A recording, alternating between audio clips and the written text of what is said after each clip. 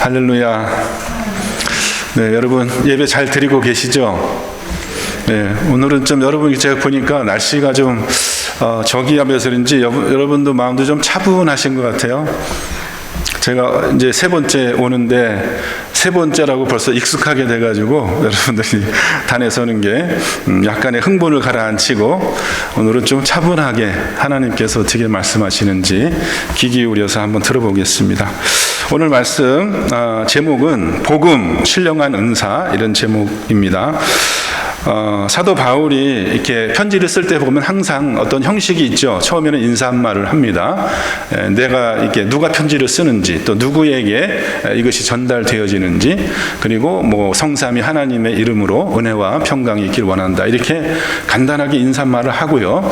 그 다음에 또 여러분이 주의 깊게 보시면 그 다음에는 또 일정한 형식이 있는데 대부분 어떻게 시작되냐 하면은 첫째 감사. 이 로마 교회라고 치자면 로마 교회를 생각할 때 감사할 일이 뭐가 있는가, 그걸 또 얘기를 합니다. 그 다음에는 기도 제목을 또 얘기해요. 보통 그런 순서로 가거든요. 그래서 이제 오늘 본문 말씀 시작이 8절인데요. 이 8절 말씀은 이제 앞에 서두의 인사말이 끝나고 이제 감사의 제목을 나누는 겁니다. 8절 보겠습니다. 먼저 내가 예수 그리스도로 말미암아 너희 모든 사람에 관하여, 그러니까 로마 교회에 대하여 듣고 있던 소문이 있었습니다. 내 하나님께 감사함은 너의 믿음이 온 세상에 전파됨이라. 참 감사하죠, 그죠? 로마 교회의 믿음이 온 제국에 소문이 날 정도로 로마 교회의 믿음이 훌륭하다, 이런 감사의 제목을 나누고 있어요. 또 그 다음에는요, 기도의 제목을 나눈다 그랬죠. 9절 말씀 가보면 내가 그의 아들의 복음 안에서 내 심령으로 섬기는 하나님이 나의 증인이 되시거니와. 내가 지금 하는 말이 틀림없는 말이다라는 거죠. 그걸 강조해서 얘기합니다. 항상 내 기도에 쉬지 않고 너희를 말하며.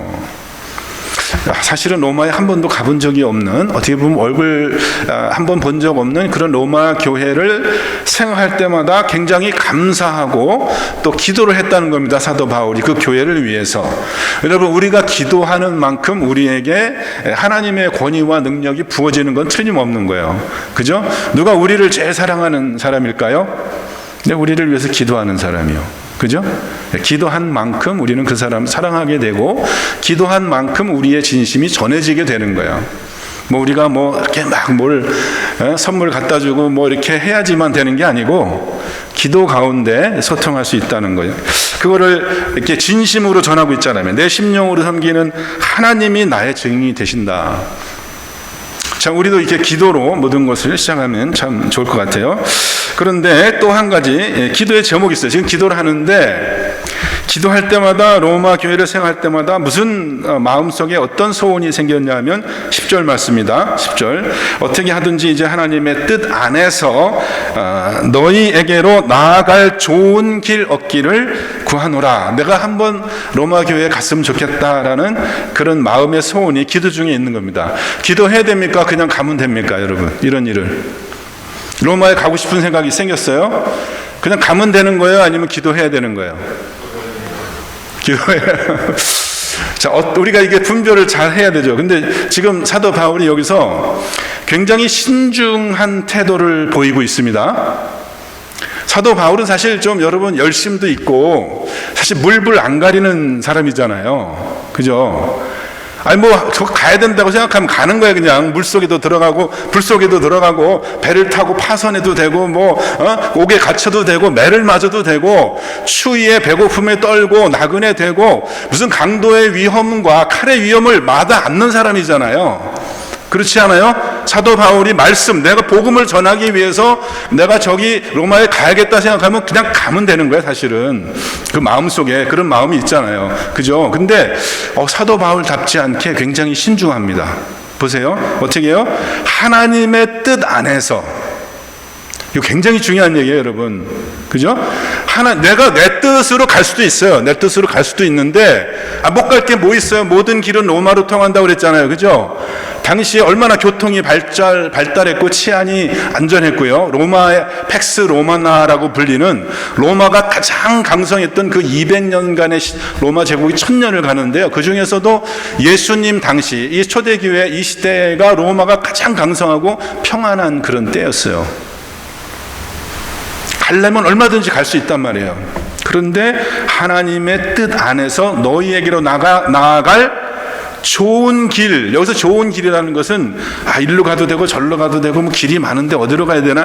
이거 무슨 내비게이션 키고 어디로 가면 제일 빨리 갈 수 있나? 그거를 찾는다는 게 아니죠. 지금 이 길은 문자적인 의미에서 길을 얘기하는 게 아니라 비유적인 거죠. 이 좋은 길 찾는다는 건 뭐냐면 가장 시적절하고 가장 하나님의 뜻을 잘 성취할 수 있는 좋은 기회가 있을까를 굉장히 신중하게 기도 중에 그것을 찾고 있었다는 거예요. 마음은 가고 싶은데, 마음은 불같이 가고 싶은데 그것을 지금 하나님의 관점으로 바라보고 있다는 것을 우리가 여기 좀 주목해서 봐야 됩니다.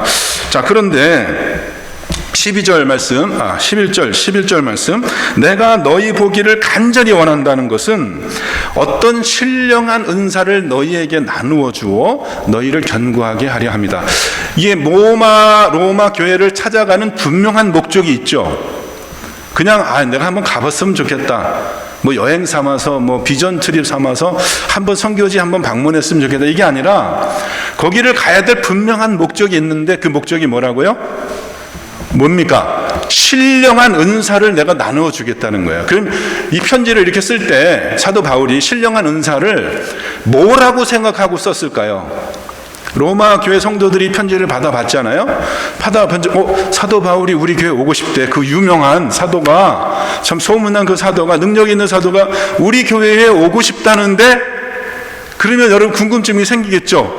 그런데 올 때 그냥 오는 게 아니고 사도 바울이 무슨 신령한 은사, 무슨 선물을, 굉장히 영적인 그런 선물을 가져와서 우리에게 줄 것 같대. 그러면은 그 로마 교회 성도들의 머릿속에 이 뭐라고 뭘 생각할까요? 뭘 기대할까요, 여러분? 제가 좋아하는 뭐 찹쌀떡을 이렇게 한 박스 이렇게 포장해 갖고 온다는 건가?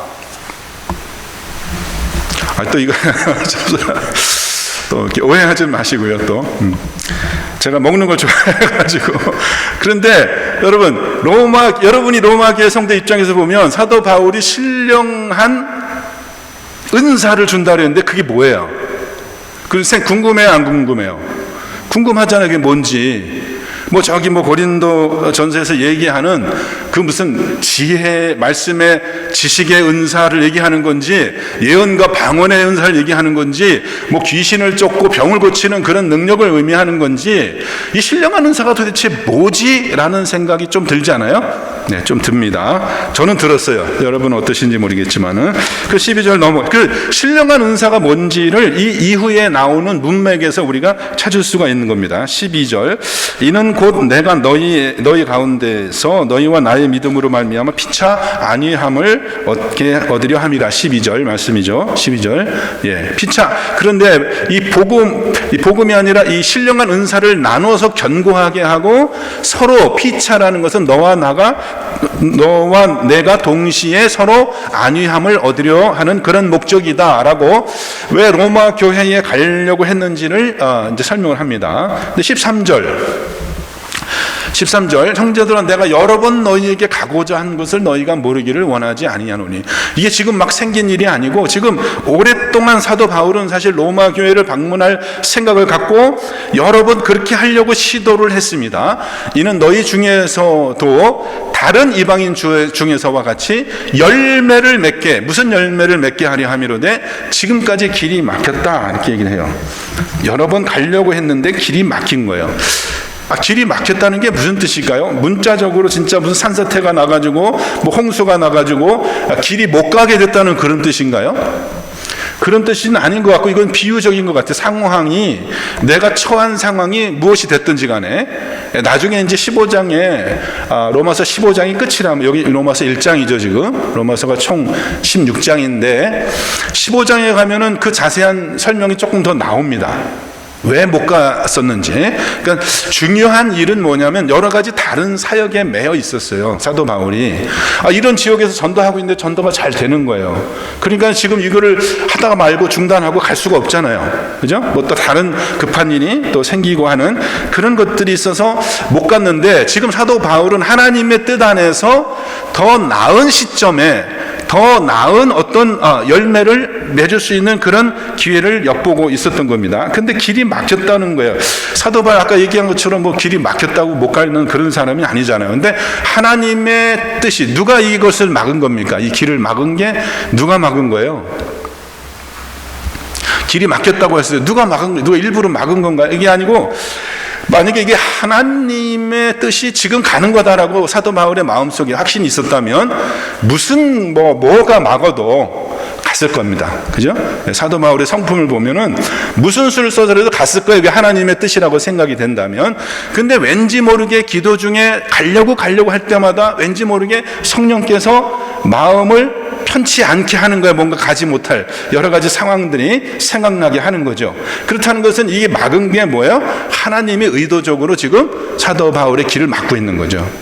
그런 동일한 일이 있었지 않습니까? 아시아에서 선교할 때도 사도 바울은 아시아에 막 선교를 하려고 그랬는데 하나님이 자꾸 성령이 못 가게 하시는 거예요. 그럼 어느 날 환상을 보니까 어떻게 하라고요? 이제 마게도냐에서 눈이 파란 그 사람들이, 야, 이쪽으로 좀 건너와서 복음을 좀 전해. 그래서 글로 갈 수밖에 없었다는 거예요. 하나님이 몰아서. 그러니까 로마에 못 가게 한 로마의 길이 막힌 이 일이 하나님의 중요한 그 섭리 안에 있었기 때문에 계속해서 사도 바울은 하나님의 뜻을 찾는 거죠. 하나님이 언제 나를 보내실까라고 더 좋은 길을 찾고 있었다는 것입니다. 자, 그래서 14절 헬라이나 야만인이나 지혜 있는 자나 어리석은 자에게 다 내가 빚진 자라 그랬습니다. 제가 아까 어떤 질문을 드렸어요? 사도 바울이 나누어주고자 했던 신령한 은사가 뭐냐, 이 질문을 드렸잖아요. 그 질문에 대한 답이 이제 15절에 나오는데 같이 한번 읽어보겠습니다. 그러므로 나는 할 수 있는 대로 로마에 있는 너희에게도 복음 전하기를 원한다. 로마에 가려고 하는 목적이 뭐예요? 나는 빚진 자란 말이야. 나는 뭘 빚졌어요? 예수 그리스도의 복음을 빚진 자란 말이야. 내가 헬라인이나 라마이나 누구나 할 것 없이 나는 빚진 자로 살았다. 그러니까 사도 바울이 지금 로마에 가고 싶어 하는 이유가 첫 번째, 신령한 은사를 나누어 주려고 가고 싶다 그랬죠?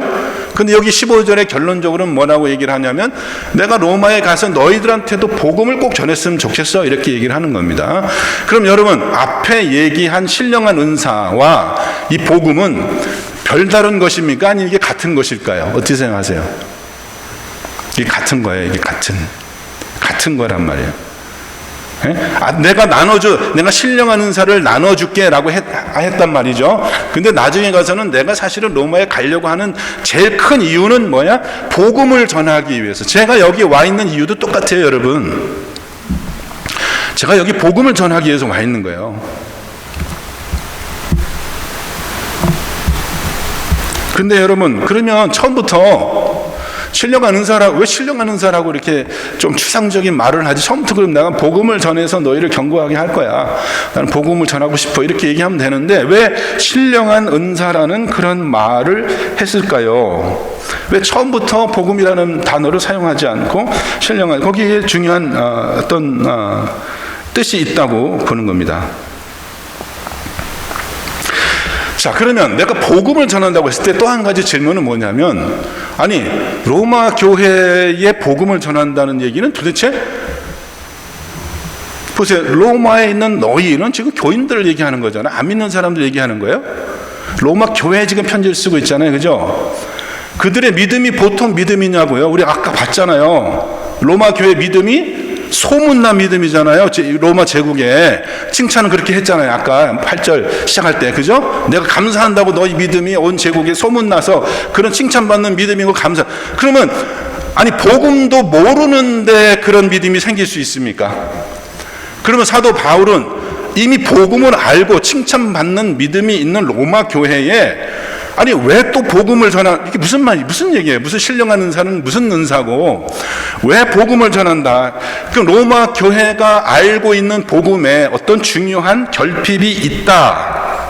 그래서 내가 다시 복음을 전해야 할 필요가 있다라는 그런 의미가 아닐까요? 여러분, 그죠?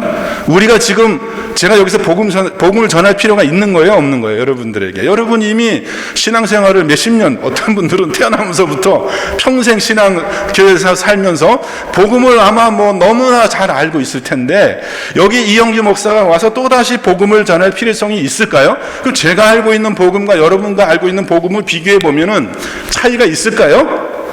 어떤 결핍이 있을까요? 사도 바울이 알고 있었고 사도 바울이 전하려고 했던 그 복음과 로마 교회가 지금 가지고 있고 살고 있고 행하고 있는, 전하고 있는 그 복음과 같은 거예요, 다른 거예요? 무슨 차이가 있을까요, 없을까요? 굉장히 중요한 의미가 있는 거죠. 아니 왜 또 남의 교회 가가지고, 자기 교회도 아니고 자기가 개척한 교회도 아니고 왜 남의 교회에 가서 복음을 전하려고 그런 전하는 의도를 갖고 있었냐는 겁니다. 자, 하나님께서 복음이라는 게 뭔지를 잠깐 생각해 보겠습니다. 하나님께서 우리에게 소통을 한다고 소통을 한다는 것은 뭡니까? 뭔가 메시지가 있는 거잖아요. 우리가 가만히 있으면 소통이 아닌데 뭔가가 전달되는 거잖아요. 그 전달되는 거, 하나님이 우리들에게 전하고 싶은 가장 중요한 내용을 하나만 얘기하라면 그게 복음이에요.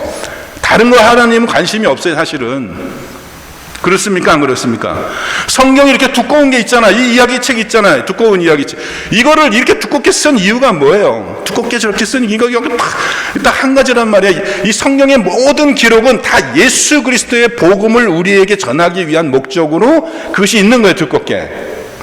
왜 이게 두껍게 있냐 하면 이걸 언어로 배워야 되기 때문에. 이 복음이란 것은요, 어떤 체계가 있는 말이고 생각이고 사고관이고 가치관이기 때문에 한두 마디로 복음이 전달되지 않고, 우리가 말을 배울 때도요, 인공지능이 말을 배울 때도 데이터가 많아야 돼요. 그래야지 이 말 저 말 듣다 보면은 이게 이 말이 이 말과 연결이 되고 이 말이 이 말과 연관되고 하다 보면은 언어 체계 자체가 전달되는 거죠. 말을 배우는 거죠. 희한합니다, 여러분. 기계가 말을 배우는 세상이 됐어요, 지금은. 우리보다 더 말을 잘해요. 여러분, 애들이 언어 배울 때 보면은 엄마 아빠 그러면 복음이 전달된 거예요?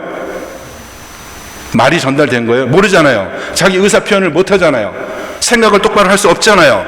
근데 어느 순간에 보면은 가르쳐지도 않았는데 어바바바 하다 보면은 애가 어느 순간에 말을 배웠어. 그렇죠? 그럼 엄마 아빠랑 똑같이 그게 전달되는 거예요. 그게 메시지가, 뜻이 전달되는 겁니다. 하나님이 우리들에게도 복음을, 이 말씀을 전달하고 싶어 하세요. 근데 말씀을 어떻게 전달할 거냐가 중요한 거잖아요. 어떤 방법으로, 어떤 미디어를 써서 말씀을 전파할 거가 굉장히 중요하잖아요. 근데 하나님은 처음에 어떻게 하셨냐면 창조를 하셨어요. 이 창조가 하나님의 말씀이라고요. 말씀으로 창조했고, 이 창조 세계에는 이 모든, 우리 눈에 보이는 모든 세계는 다 그 말씀의 메시지를 담고 있어요. 십자가를 정확하게 얘기하면 마이크 하나, 꽃 한 송이, 모든 거, 별 하나, 이 모든 거 우리가 보고 경험하는 이 피조세계, 하나의 피조세계는 다 돌멩이, 길가에 있는 돌멩이 하나까지도 다 예수 그리스도의 복음을 우리가 전하기 위한 그런 목적으로 만들어진 거예요.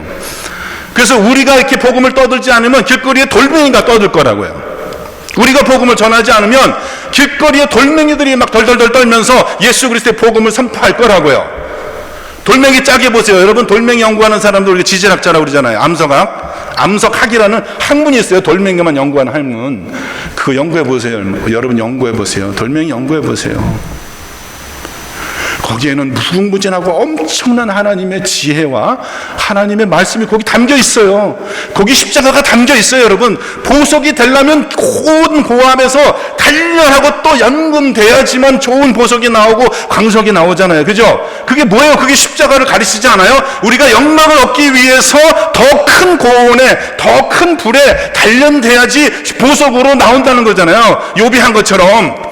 내가 고난을 당하는 이유가 뭐냐면, 내가 이 고난을 당하는 위에는 정금같이 내가 단련되어서 나올 것이다. 하나님이 그런 십자가의 원리, 예수 그리스도와 함께 영광을 받기 위해서 그와 함께 고난을 봐야 되는 그런 원리들을 이 암석의 생성 과정에도 하나님이 다 불어넣어 주신 거예요, 여러분. 하나님은 눈에 우리가 듣는 소리가 아니라 우리 이 창조 세계를 통해서 이미 말씀을 우리에게 전하고 계세요. 그게 말씀으로 모든 것을 만들었다는 거예요. 예수 그리스도가 없이는 이 세상에 되어진 것이 하나도 만들어진 것이 하나도 예수 그리스도 밖에서는 만들어진 게 없다고 그랬죠.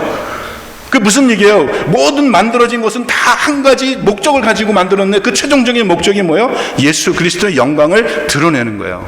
맞습니까, 여러분? 창조가 바로 하나님의 말씀이에요.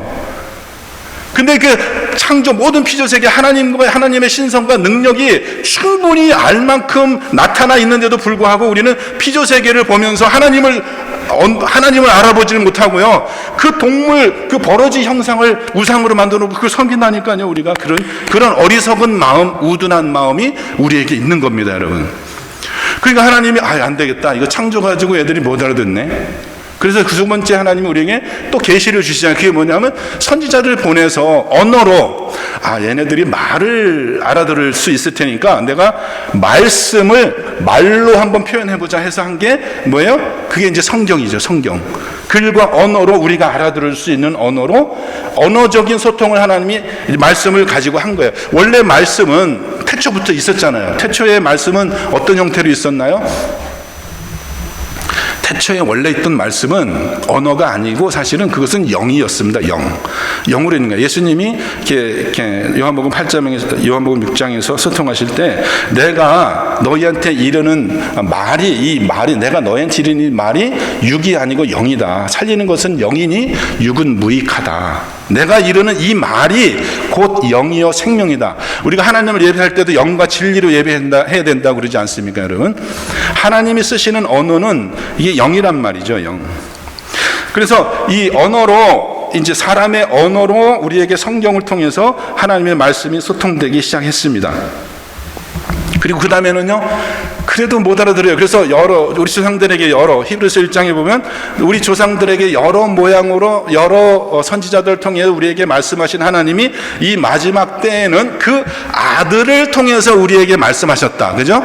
처음에 창조로 말씀하시다가 두 번째 구약의 성경 선지자들 통해서 말씀하시던 하나님이 마지막 때에는 아들을 보내서 아들을 통해서 우리에게 말씀하신 거예요. 그죠? 그게 성육신 사건입니다. 말씀이 육신을 입고 이 땅에 오신 거예요. 하나님의 복음이 살아있는 이 산 말로 살아있는 삶으로 우리에게 나타난 것이죠. 그 다음에는 예수님이 가신 다음엔 또 성령을 우리에게 보내셨어요. 왜냐하면 말씀의 본질은 성령이기 때문에, 그죠? 말씀의 본질은 영이기 때문에 우리가 말만 가지고는 또 하나님의 말씀을 이해할 수가 없단 말이에요. 그러니까 성령이 오셔서 그 말에 담긴 뜻을 우리에게 풀어주셔야 되기 때문에 또 성령이 오셔서 예수님이 하신 모든 것들을 증거하고 마지막 때에는 하나님이 심판을 통해서 결론적으로 하나님의 메시지가 모든 사람에게 알려지게 돼요. 나중에 심판하게 되면 누구도 부인할 수 없이 그 하나님의 메시지가 드러나게 되는 겁니다. 자, 이렇게 하나님이 다양한 통로로 우리에게 말씀하시는데 크게 나누면은 언어적인 소통과 비언어적인 소통이 있지 않습니까? 그럼 이 중에서 더 중요한 건 뭐예요? 어떤 게 더 중요한가요? 하나님이 우리에게 말씀을 소통하실 때, 하나님의 말씀을 소통하실 때 언어로 우리에게 말과 문자로 우리에게 말씀하실 수도 있고 또 다르게 영으로 여러 가지 소통할 수 있는데 우리의 삶으로 말씀하실 수도 있고요. 환경으로 말씀하실 수도 있고 모든 게 다 사실은 하나님은 우리에게 복음을 항상 말씀하세요. 우리가 그냥 안 듣고 있을 따름이지. 근데 여기서 두 가지 큰 게 있습니다. 언어로 표현된 하나님의 말씀이 있고 비언어적인 그런 하나님의 말씀이 또 있다고 그랬잖아요. 그죠? 그러면 이 중에 어떤 게 더 중요해요, 여러분? 언어적인 그런 언어로 표현된 하나님의 말씀이 더 중요합니까? 아니면은 창조나 아니면 이 삶으로 이렇게 드러나는 그런 말씀이 더 중요합니까? 어떤 게 더 중요한 거예요? 다 하나님의 말씀인데, 그죠? 근데 언어로 표현된 하나님의 말씀이 중요하긴 중요해요. 여러분, 사도 바울이 그 성령의 은사를 얘기하면서 예언과 방언을 이제 비교했잖아요. 그죠? 예언도 하나님의 말씀이고 방언도 하나님의 말씀인데, 사도 바울을 어느 게 더 좋다고 그랬어요? 예언이 더 좋다고 그랬어요? 아니면 방언이 더 좋다고 그랬어요? 사도 바울은 예언이 더 좋다고 그랬죠. 예언이. 왜 예언이 더 좋냐 하면, 방언도 언어긴 하지만 방언은 나하고 하나님 사이의 언어야. 어떨 때는 나도 잘 못 알아들어, 그 방언 기도가 무슨 뜻인지. 근데 하나님은 알아들으셔요. 영이니까. 영이니까. 뜻이 없는 소리 같지만은 사실 거기 뜻이 있단 말이죠. 그래서 하나님과 소통할 수 있어요. 그래서 방언으로 기도하면 많은 유익이 있다고 그랬어요. 사도 바울은 나도 많은 방언을 말한다고 그랬어요. 그렇지만 그 방언으로 사람과 소통할 수는 없잖아요.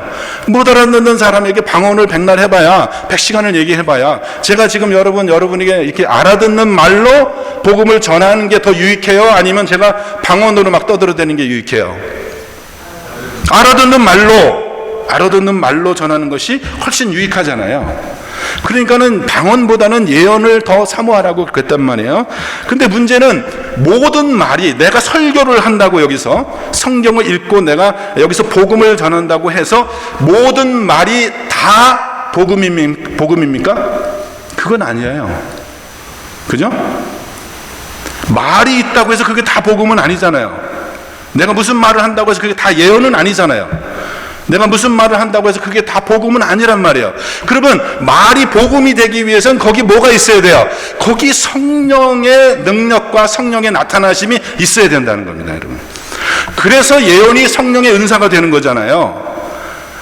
말인데 그냥 사람의 말이 아니라 하나님의 말이 되어지고 복음이 되어지기 위해서는 거기에 영이 같이 들어가야 한단 말이에요. 이 말은 껍데기고 사실 본질은 영이지 않습니까? 하나님은 영이니 예배하는 자가 어떻게 해요? 영과 진리로 예배하라고요. 말로 예배하는 게 아니고 영과 진리로 예배. 말씀이 태초부터 계셨는데 태초에 무슨 말이 계셨냐고요. 내가 국민학생 초등학생의 그 언어로 생각해 보면은 태초에 말씀이 계셨다라는 말이 이해가 안 됐어요.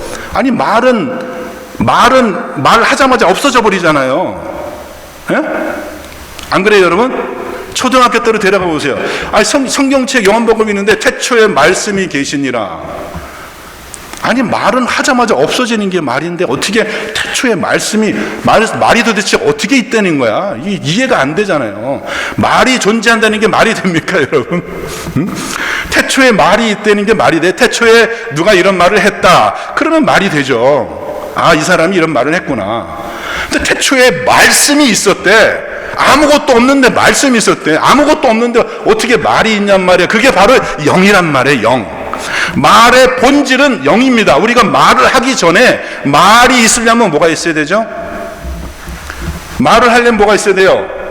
생각이 있어야 되잖아요. 생각이. 그렇잖아요. 말을 하려면 무슨 말을 할지. 그러면 말이 더 중요한 거예요? 생각이 더 중요한 거예요? 생각이 더 중요해요. 말을 안 해도 내가 저 사람 미워해. 그러면 말은 안 했어도 내 머릿속에 생각으로 내가 저 사람 미워해. 그러면 전달됩니까? 전달 안 됩니까? 전달돼요, 안 돼요? 전달되잖아요. 우리가 알 수 있잖아요. 알 수 있어요, 없어요?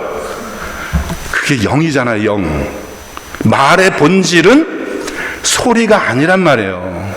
거기 담긴 뜻이란 말이에요. 태초에 말씀이 있었다는 것은 하나님의 그 메시지, 우리들을 향하는 하나님의 영이 태초부터 있었는데 그것이 문자로 표현된 것이 성경이고 그것이 육신을 입고 이 땅에 나타난 게 예수 그리스도 아닙니까?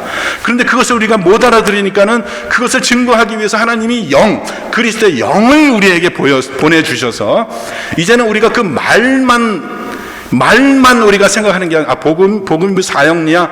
하나님이 태초에 우리를 사랑하셨는데 아담이 범죄했대. 그래서 하나님이 예수님을 보내서 뭐 말로 사도신경도 할 수 있고 말로 우리가 복음을 다 표현할 수는 있지만은 말만 내가 우리가 한다고 해서 복음이 전파됩니까? 그렇지 않죠. 거기에 성령의 나타나심과 능력이 있어야지 전달되는 거 아니에요. 그래야지 소통이 되는 거 아니에요. 그러니까 언어적인 표현이 중요하긴 해요. 복음에 언어적인 표현이 중요하긴 한데 언어만 가지고 복음이 될 수 없다는 거죠. 그 사도 바울이 가지고 있는 복음, 내가 로마에 너희들에 가서 신령한 은사를 좀 나눠줄게. 그건 뭐냐 하면은 말로 표현된 언어는 표현된 복음은 가지고 있는 거예요. 로마 교회도 알고 있는 거예요. 그게 복음이 무엇인지는. 문제는 그것이 충만하게 영으로 너희 안에 거하고 있느냐라는 거예요. 신령한 은사로. 여러분도 복음 아세요? 모르세요? 여러분 복음 아세요? 모르세요? 아시죠? 복음 왜 몰라요? 복음 아시죠? 그죠? 그런데 그 말이 아니라 그 복음이 가지고 있는 실체는 영이란 말이에요. 살아있는 생명이란 말이에요. 예수님이 내가 너희에게 이르는 말, 예수님이 너희가 내 살을 먹어야 산다 그러니까 유대인들이 좀 미쳤구나. 자기 살을 떼어서 우리, 그렇죠? 예수님 내가 하늘로부터 내려온 떡이라고 내 살을 먹고 내 피를 마시는 자는 영원히 죽지 않고 산다 그러니까 유대인들이 아이고 미친 소리 하고 있네. 아니 자기가 그럼 자기 살을 띄어서 우리한테 준다는 거예요? 뭐야 우리가 어떻게 자기를 먹어? 그때 예수님 뭐라 그래? 야 내가 이르는 말은 육신이 아니고 영이야. 육은 무익하니 살리는 것은 영이야. 내가 너희에게 이르는 말이 이게 영이요 생명이다 이렇게 말씀하시거든요. 말의 본질은 영이면서 생명이에요. 우리를 살리는 생명. 그것이 전달돼야지 복음이 전달되는 거예요. 자 그러면 제가 두 번째 본문은 아니지만 두 번째 성경 구절 고린도전서 2장 1절. 그럼 사도 바울은 어떻게 전했냐 이거죠. 로마 교회가 가지고 있던 복음과 사도 바울이 가지고 있던 복음의 차이.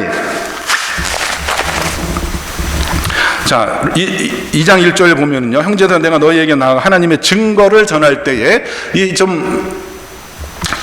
증거라는 말이 좀 우리가 많이 안 쓰는 그런 말인데 증언이라고 번역하는 게 항상 저는 좋을 것 같은 생각이 좀 듭니다. 하나님의 증언을 전할 때 하나님이 무엇인가를 증언하는 거예요. 그게 복음이에요. 내가 너에게 하나님이 아들에 대해서 증거하는 그 말씀, 그것이 복음이에요. 하나님이 자기 아들에 대해서 하는 말, 그것이 복음이란 말이에요. 복음의 내용이란 말이에요. 그래서 내가 너희에게 나아가 하나님의 증언을 전할 때에 말과 지혜 아름다운 것으로 하지 않았다 그랬어요. 왜? 2절 말씀. 왜? 그래서 말의 지혜, 내가 너희 중에서 말로, 내가 지혜의 말로, 헬라 사람들은 그 수사학을 좋아했고 지혜를 굉장히 추구했잖아요. 지식을. 내가 너희 중에서, 같이 한번 읽어보겠습니다. 2절. 내가 너희 중에서 예수 그리스도와 그가 십자가에 못 박히신 것 외에는 아무것도 알지 아니하기로 작정하였다. 이게 무슨 말인지 여러분 이해가 되세요? 사도 바울은 나는 뭐 헬라 철학에도 정통하고 수사학이나 변론에도 능통하고 나도 말 좀 하자면 할 수 있는 그런 능력이 있는데 엘리트 교육을 받았죠. 근데 나는 말과 지혜의 아름다운 것으로 복음을 전하려고 하지 않았고, 그 대신 내가 너희 중에서 복음을 전할 때에, 다시 한번 읽겠습니다. 2절 다시 한번 같이 큰 소리로 시작. 내가 너희 중에서 예수 그리스도와 그가 십자가에 못 박히신 것 외에는 아무것도 알지 아니하기로 작정했다. 제가 이 말씀을 몇 년 전에 읽으면서 제 마음속에 나는 이 말씀이 무슨 뜻인지 알고 있는가라고 스스로 되물었는데 결론은 모르고 있다요. 모르고 있다. 이렇게 말은 알겠어. 말이 의미하는 건 무슨지 알겠어. 말은.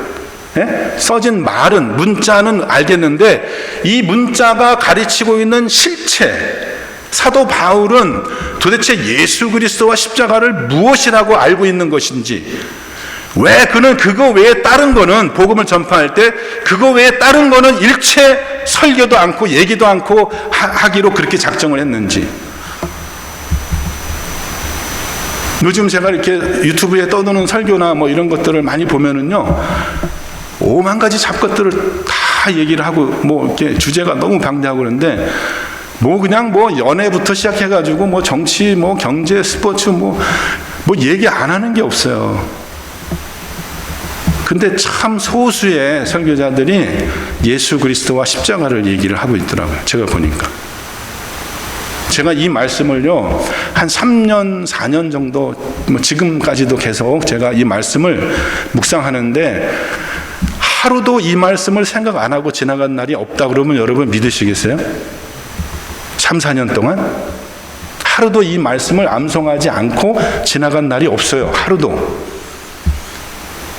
하루에 한 번만이 아니고 하루에 수십 번씩 이 말씀을 내 마음속에 품고 기도했어요. 하나님께. 하나님, 이게 도대체 무슨 뜻이에요? 사도 바울은 왜 이런 얘기를 한 거예요? 나한테 좀 알려주세요. 그랬는데 진짜로 몇 년 지나니까 하나님이 나에게 알려주시더라고요. 이 말의 뜻이 무엇인지를 알려주시더라고요. 여러분, 말씀은 이렇게 읽는 겁니다. 여러분, 하나님이 우리에게 말씀하신 거 아니에요? 말씀은 어떻게 읽어야 돼요? 말씀은 알아들어야죠. 그게 무슨 뜻인지. 1년이 걸리고 2년이 걸리고 3년이 걸려도 무슨 뜻인지 나는 이거를 알기를 원해서, 내가 보니까 이게 완전히 수박 겉핥기식으로 그 말에 그 문자의 그런 내용만 알지, 그것이 가르치고 있는 실체, 예수님이 누구시고 십자가에 못 박힌 그것이 이거 외에는 아무것도 필요 없다고 말할 정도로 사도 바울이 그 빌립보서에 넘어가면 뭐라고 얘기합니까? 내가 이제까지 유익하게 여기던 모든 것을 나는 배설물로 생각하고 다 버린다 그래서. 그거 왜냐하면 예수 그리스도를 아는 지식이 너무도 고상해서, 너무도 다른 지식들, 자기가 지금까지 유익하다고 생각해서 긁어 모았던 수많은 헬라 철학과 또 유대의 그 성경의 모든 지식과 그런 모든 로마의 문물들, 자기들이 좋다고 생각해서 긁어 모았던 그 모든 것들을 내가 나중에 알게 된 예수 그리스도의 그 예수 그리스도를 아는 지식과 비교해 보니까 이건 너무 차이가 나는 거야. 이거는 완전히 쓰레기 같아 보이는 거야. 그거를 사도 바울은 그렇게 얘기를 했는데 그것이 내가 느끼는 그런 거냐고요. 로마 교회가 복음을 알고 있었겠죠. 근데 사도 바울은 그들이 아는 복음이 충분하지 않다, 무엇인가가 결핍되어 있다 라고 아마 판단했을 것 같아요. 그래서 그거를 전달해 주고 싶었던 거예요. 여러분, 그게 뭔가요? 여러분 알고 싶지 않으세요? 근데 그 중심에는 뭐가 있냐면 예수 그리스도가 그거 십자가에 못 박히신 거, Jesus Christ, Christ Him crucified, 십자가에 죽으신 예수라는 그게 이 우주에 존재하는 모든 이야기 중에 제일 그것이 절정이고 하나님이 우리에게 얘기하고 싶은 제일 중요한 내용이 바로 예수 그리스도와 그 십자가에 죽으신 사건이라는 것을 여러분 믿으시면 됩니다. 여러분 그것만 알면 여러분 모든 것을 아는 사람이 되는 거예요. 다른 게 필요할까요? 내가 예수 그리스도와 십자가 사건을 내가 아는데 그거 말고 또 다른 정보들이 필요할까요? 또 다른 지식이 필요할까요? 여러분 필요할까요? 나머지는 다 쓰레기. 제가 심하게 말한 게 아닌데 약하게 말한 겁니다. 사도 바울은 그걸 똥이라고 그랬어요. 똥이라고. 내가 그렇게 좋다고 긁어모았던 그 모든 지식들, 예수님을 아는 지식에 비하면 그거는 다 배설물에 불과하다고. 나는 그걸 다 버린다고 다. 그리고 지금부터 나는 오직 예수 그리스도와 십자가만 얘기하겠다고. 제가 출석하는 교회 토요일 아침이 되면은 새벽기도 끝나고 나서 커피 마시고 이렇게 뭐 빵도 이렇게 먹고 교제하는 시간이 있는데 제가 목사님한테 그랬어요. 목사님, 나는 여기 앉아서 성도들하고 교제하고 싶고 얘기하고 싶고 그렇긴 한데 이상하게 여기만 앉으면 불편하다고, 내 마음이 불편하다고. 오만 가지 잡소리들을 다 하니까요. 그들의 마음 속에 있는 게, 생각 속에 있는 게 말로 나오는 거 아니겠습니까, 여러분? 이렇게 너무 좋은 거, 뭐가 좋은지 뭐가 그런지도 모르는 거. 그러니까는 예수 그리스도 십자가에 못 박히신 거 아무것도 알지 아니기를 작정했다. 그래서 그 다음 절 넘어가 보겠습니다. 그래서 어떻게 해요? 내가 너희 가운데 거할 때에 약하고 두려워하고 심히 떨었노라. 이것도 무슨 말인지 모르겠어요. 도대체 왜 약하고 왜 두려워하고 왜 떨어야 된다는지 모르겠는 거야. 4절로 넘어가요. 4절. 내 말과 내 전도함이 설득력 있는 지혜의 말로 하지 아니하고, 이건 아까 1절 말씀 되풀이되는 거죠. 근데 말이 아니라 성령에 나타나신가 능력으로 하여, 그렇죠? 이 주목하세요. 성령에 나타나신가 능력으로 하여. 그래서 어떻게 된다고요? 5절 말씀. 너희 믿음이 사람의 지혜에 있지 아니하고 다만 하나님의 능력에 있게 하려 하였노라. 나는 말로 전하고 싶지는 않고 성령에 나타나신가 능력으로 전해서 너의 믿음이 사람의 노력에 의해서 만들어진 결과가 아니고 하나님의 능력에서 나온 그런 참된 믿음이 되기를 바라서 나는 너희 가운데 있어서 두려워하고 약하고 떨었다. 두려워하고 약하고 떨었다는 게 무슨 말인가요?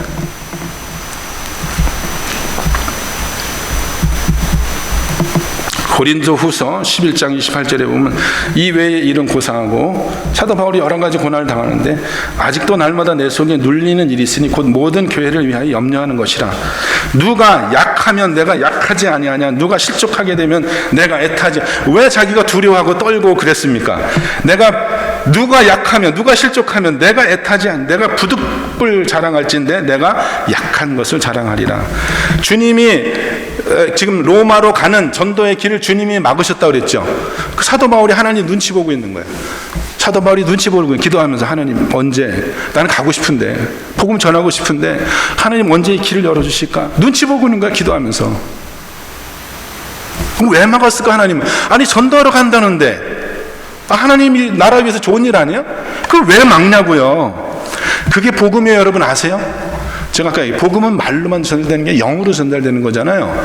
그래서 복음의 내용도 중요하지만 그 복음을 어떤 태도로 어떻게 전하는가도 굉장히 중요한 겁니다. 그죠? 전하는 방법도 복음적이어야 돼. 복음이어야 돼. 전하는 방법이. 근데 하나님이 못 가게 막은 게 복음이야. 못 가게 막은 게. 자기는 가고 싶잖아요. 생각해보세요. 나는 가고 싶어. 지금 나도 당장 달려가고 싶어. 근데 하나님이 그걸 막았어. 나 눈치 봐야 돼. 하나님이 언제 길을 열어주시고 눈치 봐야 돼. 이게 복음 아닙니까 여러분? 그게 복음이에요. 눈치 보는 게 복음이에요 여러분. 예수님 뭐라고 하세요? 누구든지 아무든지 나를 쫓아오려거든 자기를 부인하고 자기 십자가를 지고 날 쫓아라 그랬죠. 예? 그래서 하나님이 예수님을 통해서 우리에게 보여주신 복음의 핵심적인 내용은 뭐냐면 자기를 부인하고 십자가를 지는 그 모습이에요. 거기에는 뭐가 있습니까? 내 뜻이 아니라 하나님의 뜻이 우선되어져야 된다는 그런 태도가 거기 있는 거잖아요. 그게 복음 아닙니까? 그래서 하나님이 못 가게 막았어요. 몇 번이나 가려고 했는데 못 가게 하면. 그래서 어떤 결과가 나타났냐면 나중에 이제 로마서 15장에 가면은 그게 나타나는데 한번 15장 보실까요? 15장 혹시 말씀이 있는지 모르겠습니다. 15장 그 성경 구절이 있나요? 로마서 15장 22절. 그러니까 이게 15장이에요. 그럼 내가 여러 번 가려고 하던 것이 이게 15장이에요. 아까 1장이잖아요. 그죠? 내가 여러 번 가려고 했다. 1장이 있었잖아요. 1장에 있었던 얘기가 15장으로 연결이 돼요. 시작할 때 했던 얘기를 끝날 때 또 같이 이렇게 합니다. 그럼 내가 여러 개 가려고 했던 것이 여러 번 막혔다고 그랬죠? 그 다음에 23절. 이제는 이 지방에 일할 곳이 없고 여기는 아마도 아가야 지방 고린도가 있었던 그 지방인 것 같아요. 그래서 사도 바울이 로마서를 고린도에서 썼을 가능성이 높습니다. 많은 성경학자들이 그렇게 생각을 합니다. 로마에 쓰는 편지를. 그러면 고린도에서 로마로 가려면 서쪽으로 가야 돼요. 그죠? 로마로 가려면 서쪽으로 가면 돼요. 근데 못 가고서 고린도에서 편지를 쓰고 그 다음에 또 생각이 있었어요. 언제든지 로마까지만 가는 게 아니라 로마에서 서쪽으로 더 가면 거기 서바나가 있는데 서바나는 지중해 제일 끝에 지브랄타 해협이라고 하는 데 있죠. 지중해 제일 끝에 있는 나라가 서바나예요. 거기가 지중해 끝이에요. 그러니까 땅 끝이에요, 거기가. 그러니까 사도 바울은 지금 로마만 갈 생각을 하고 있는 게 아니라 로마서 들려가지고 로마 교회의 그런 어떤 협조 가운데, 후원 가운데 서바나까지, 땅 끝까지 갈 생각을 하고 있는 거예요. 그러니까 좋은 길이라는 것은 뭐냐면 자기가 로마까지만 갈 거면 뭐 그냥 가도 되지만은 이제 로마에 들렸다가 다시 서바나도 가야 되니까 준비가 더 필요한 거잖아요. 그죠? 좋은 길이라는 게. 그 다음에요. 23절, 24절. 이는 지나가는 길에 너희를 보고 먼저 너희와 사귐으로 얼마나 기쁨을 길을 보내주기를 바랍니다. 여기까지가 자기 생각이야. 내가 로마에 가서 이왕 로마에 갔던 길에 다시 돌아왔다 가려면 또 피곤하니까 로마에 갔으면 절반은 간 건데 거기서부터 서바나까지 가는 게 좋겠다. 여러분도 그렇게 생각하잖아요. 내가 아프리카에 두 나라를 가야 되는데 한 번에 가는 게 좋아요? 두 번에 나눠서 가는 게 좋아요? 한 번에 가서 하는 게 좋잖아요. 아프리카 가까우니까. 내가 이왕에 로마까지 갔으니까 서바나까지 가야 되는데 이런 생각을 하고 있는 거죠. 근데 25절. 근데 사정이 어떠냐? 그러나 이제는 내가 성도를 섬기는 일로 예루살렘은 반대쪽에 예루살렘 동쪽으로 가야 돼. 자기는 로마로 가고 싶은데 고린도에 앉아가지고 편지를 쓰는데 하나님이 자기를 예루살렘으로 보냈는데 이유가 뭐냐면은 교회들이 헌금을 모아서 예루살렘에 큰 기근이 있어가지고 연보를 모아가지고 예루살렘 성도들을 구제하는 그 일에 자기가 가야 될 입장이 된 거예요. 그래서 거꾸로 가는 겁니다. 26절 이는 마게도냐 아가야 사람들이 마게도냐는 빌립보고 아가야는 뭐 아까 얘기한 고린도 교회고 빌립보 뭐 고린도 데살로니가 이런 교회들이 예루살렘 성도 중 가난한 자들을 위하여 헌금을 모아서 그걸 가지고 가야 되는 그런 사정이 있어서 예루살렘으로 갔습니다. 그래서 어떻게 됐어요? 하나님이 길을 막았죠. 그래서 예루살렘으로 갔어요. 그래서 예루살렘 교회를 돕는 그 헌금을 전달했어요. 그 다음에 어떤 일이 있었어요? 거기서 유대인들이 유대인들이 사도 바울을 잡아 죽이려고 그러잖아요. 그래가지고 로마의 그 천부장이 막 소요 사태가 일어나고 막 죽일 것 같으니까는 안 되겠다. 사도 바울을 살려야 되겠다 해가지고 사도 바울을 감옥에다 집어넣는 거예요. 감옥에 집어넣는 이유가 잘못한 죄를 뭐 징계하게 집어넣는 게 아니라 그냥 놔두면 죽을 것 같으니까는 살리기 위해서 감옥에 집어넣는데 또 사도 바울은 뭐냐면 나는 죄 진 게 없으니까 나는 로마에 가서 가이사에게 심판을 받아야 되겠다 그렇게 호소를 해가지고요. 결국은 로마에 가는 거예요. 자기 로마 가기를 원했잖아요. 그래서 자기가 원한 시기에 자기 뜻대로 간 게 아니라 자기는 거꾸로 가면서 예루살렘으로 가면서 이제 다시 로마로 갈 수 있을지 없을지도 몰라가지고 내가 혹시 못 갈지도 모르니까는 편지라도 쓰자 해가지고 로마서 쓴 거예요. 예루살렘으로 가기 전에 내가 갔다가 다시 돌아와서 또 로마를 간다는 거는 정말 너무 먼 길이에요. 여러분 생각해 보십시오 한번. 사도 바울이 진짜 미친 사람처럼 돌아다니는 거예요. 그냥 이제 예루살렘으로 갔다가 또 다시 로마로 또 다시 고린도로 왔다가 또 다시 로마로 간다고? 그게 가능할까? 자기한테 무슨 일이 있지 않을까? 그러면 혹시라도 내가 못 갈지 모르니 편지라도 쓰자 해서 로마서를 쓴 겁니다. 이게 복음입니다, 여러분. 이게 복음이에요. 여러분 제 말씀 들으시는 거예요? 못 알아들으시는 거예요? 못 간 게 복음이라고요. 못 가게 돼가지고 로마서를 썼잖아요. 그래서 우리가 지금 로마서를 설교를 하고 지금 로마서를 우리가 읽고 있잖아요, 여러분.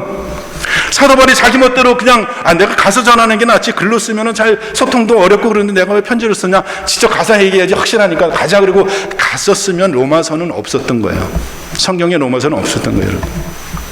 하나님은 그가 지금 로마에 가서 복음을 전하는 것보다 하나님은 지금 사도 바울이 로마서 편지를 쓰는 게 중요하다고 생각했던 거예요. 그런데 하나님의 방법은 또 뭐냐? 로마서 그래 로마 가, 로마 보내줄게. 그렇다고 내가 로마 아주 못 가게 하는 건 아니야.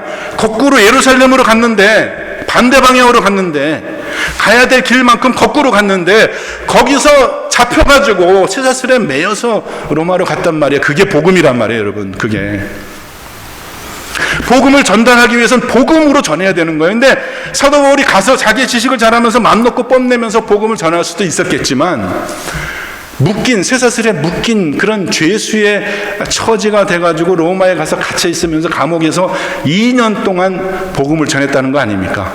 그래서 어떻게 됐어요? 황제의 시위대의 뜰에 많은 사람들이 그 복음을 믿고 돌아오는 그런 역사, 그게 하나님이 생각했던 좋은 길 아닙니까? 우리의 길이 좌절돼야지 거기서 하나님이 일하실 수 있는 그런 여백이 생겨나는 거예요. 틈이 생겨나는 거예요, 여러분. 그래서 여러분이요, 일이 잘 되는 거를 그렇게 추구하지 말고, 일이 잘 되는 걸 추구하지 말고 그 일을 통해서 하나님의 능력이 나타나는 것을 여러분 거기에 관심을 가져야 되는 거예요. 많은 사람들은 뭐에 관심 있는지 아세요? 저 보세요, 맹인이 있으면 맹인, 소경이 있습니다. 이게 저 사람이 죄를 지어서 소경으로 태어난 겁니까? 부모가 죄를 지어서 누구 책임이 있느냐, 그걸 따지는데 정신이 팔려 있어. 전부 다 이게 누가 잘못해서 이런 일이 생긴 거지? 다 자기가 잘못한 거야? 아니면 다른 사람이 잘못한 거야? 저 예수가 지금 왜 죽는 거지? 누가 잘못해서 죽는 거지? 근데 그건 우리 관심사항이 되면 안 돼. 누가 잘못해서 이런 일이 생겼냐가 관심사항이 되면 안 되고, 무엇이, 하나님이 무슨 일을 하기 위해서 지금 이런 일이 벌어지고 있는가를 여러분이 그걸 주목해서 봐야지. 그게 복음을 올바로 이해한 사람의 반응인 겁니다, 여러분. 제가 한 가지 예를 더 들면은요, 많은 사람들이 얼마 전에 무슨 계엄이 있었고 탄핵이 있었고 그래가지고요, 뭐 탄핵을 해야 된다, 뭐 아니면 탄핵을 반대한다 그래가지고 막 싸우더라고요. 이 사람이 유죄냐 무죄냐 그거에만 관심이 있어. 탄핵이 되냐 안 되냐 그것만 가지고 열심히 싸운다고요. 근데 저는 하나님이 그걸 통해서 무슨 일을 하시지? 저는 거기에 관심이 있었어요. 보고 듣는 게 다릅니다, 여러분. 어느 날 그런 소식이 들려오더라고요. 다른 사람들은 막 많은, 어느 날, 이 감옥 안에서 윤석열 대통령이 성경을 읽기 시작했대. 그런 얘기 들어보셨어요? 그러면서 저는 기도가 되더라고요. 아니, 제가 뭐 윤석열 대통령을 뭐 편든다, 안 든다. 나는 반대도 아니고 또 요거 해야지 마세요. 난 정치적인 얘기를 하는 게 아니에요. 저는 우리 그리스도인들은 그가 유죄냐 무죄냐만 관심을 가질 게 아니라 하나님이 그 일을 통해서 무슨 일을 하시는지를 더 관심을 가져야 된다는 거예요. 유죄가 되는 게 중요한 거, 무죄가 되는 게 중요한 게 아니라 한 영혼이 살아나는지가 중요한 거예요, 사실은. 하나님이 그걸 통해서 이 사람이 지금 맹인으로 태어났는데 왜 맹인으로 태어났다고, 이 사람이 누구 죄로 인해서 태어났다고 예수님이 대답하십니까? 누구 죄 때문에 태어났다고 얘기하셔요? 그 얘기 안 해요. 답 안 해요. 왜 그렇게 되냐? 하나님이 하시는 일을 보이기 위해서 그렇게 태어난 겁니다, 여러분. 제가 조금 더 예를 한 가지 더 드려보면요. 여러분, 지금 우리 교회라고 해도 되겠나? 몬트레이 영락교회가 지금 담임 목사님을 청빙하려고 하고 있잖아요, 여러분. 네. 어떤 좋은 목사님이 오셔야 될까? 여기에 관심이 갈 수 있잖아요, 여러분. 그죠? 근데 여러분, 그것만 관심 가지면 안 돼요. 그것만 관심을 가지면 안 돼요, 여러분. 하나님이 이걸 통해서 지금 하나님이 무슨 일을 하고 계신가, 거기에 관심이 있으셔야 돼요, 여러분. 그게 복음입니다, 여러분. 이 일을 통해서 복음이 나타나야 돼요, 복음이. 여러분, 목사님이 안 계시는 게 여러분 교회의 큰 결핍일 수 있지만요. 여러분, 우리 항상 뭐라고 얘기했어요? 여호와는 뭐라고요? 여호와는 나의 목자시니 내가. 그러면은 담임 목사님이 없는 게 문제가 돼요, 안 돼요? 문제가 됩니까, 안 됩니까? 그게 결핍이에요, 아니에요? 하나님 여러분의 목사잖아요. 하나님 여러분의 목자예요. 절대로 난 목사 없다 이런 생각을 할 필요도 없어요, 사실은. 뭐 없기는 왜 없어요? 하나님이 우리 목자신데 내가 부족함이 없다 그랬는데 말만 그렇게 하면 안 된다는 거예요. 어느 사람이 와도 부족하지 않겠습니까, 여러분? 누가 오는 게 중요합니까, 여러분? 하나님이 거기서 일하시는 게 중요하지 않아요? 그걸 보시는 여러분이 돼야 된단 말이에요. 그럼 뭐 누가 왔으면 좋겠다 이런 생각 할 필요도 없어요. 여러분, 하나님이 얼마나 여러분을 사랑하신지를 몰라서 그래요. 하나님이 여러분이 스스로 자기를 사랑하는 것보다 하나님이 더 여러분을 사랑하세요. 뭘 걱정을 합니까? 하나님이 우리를 사랑하시는데. 걱정할 게 있어요? 걱정한다고 또 나아질 게 있어요? 내가 뭐 좋다고 생각하는 사람이 온다고 해서 그것이 뭐 좋은 결과가 될까요? 그런 건 하나도 관계가, 무슨 일이 잘 되고 못 되고는 사실은 우리의 관심이 돼서는 안 돼요. 못 가게 됐잖아요. 못 가게 된 게 복음이라니까요. 일 잘 된 거야, 안 된 거야? 내가 가고 싶은데 못 가게 됐단 말이에요. 나는 저 사람이 좋은데 그 사람이 안 오게 됐다는 거예요. 이게 복음이란 말이에요. 그게 중요한 거예요. 거기서 하나님이 무엇을 역사하시는가를 보는 게 그것이 복음이에요. 그게 성령의 나타나심과 능력으로 하는 겁니다. 그래서 약하고 두려워하고 떠는 거예요. 혹시라도 내가 튀어나올까 봐. 혹시라도 내가 하나님의 일에 거치는 것이 될까?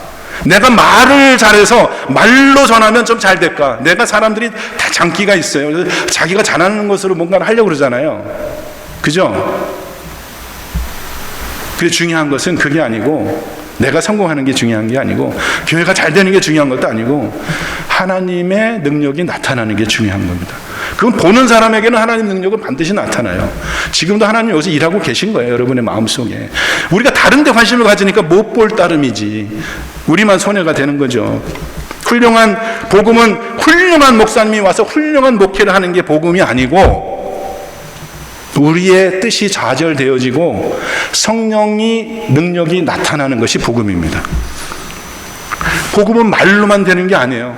그 속에 하나님의 영이 담겨 있어야지 그것이 복음이에요.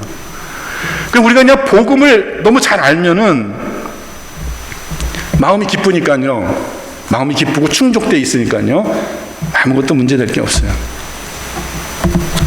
하나님이 주셨다 생각하면, 여러분 어느 목사님이 오셨는데 하나님이, 제가 담임 목회 나갈 때도 가보니까 하나님이 나를 보내셨는지 아니면 이 교회가 나를 불렀는지 잘 모르겠지만은, 그러니까 어떤 좋은 목사가 뭐 왔는지 안 나는지가 중요한 게 아니고, 제가 좀 여러분께 주제 넘은 얘기를 하고 있습니다만, 중요한 것은 나에게 하나님이 보내주셨다는 확신이 있어야지. 그래야지 그 다음에 여러분이 기쁘고 즐겁고, 어느 환난이 있어도 하나님이 주셨다는 그 생각 때문에 감사하고 그렇게 여러분 생활할 수 있는 거 아니겠어요? 네, 그런 복이 있으시기를 미력 하나마 저도 기도하겠습니다. 같이 기도하겠습니다.